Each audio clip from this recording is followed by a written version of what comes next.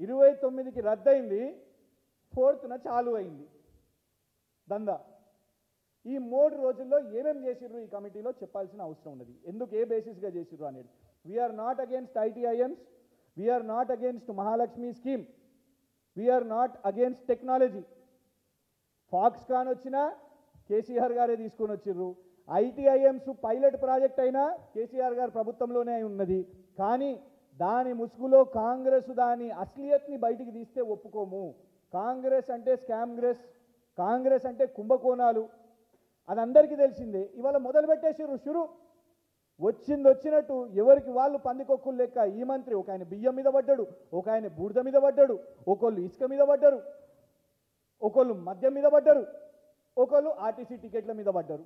ఎక్కడికక్కడ విభజించుకొని divide and rule అన్నట్టు divide and loot నడుస్తున్నది ఇక్కడ. Thank you.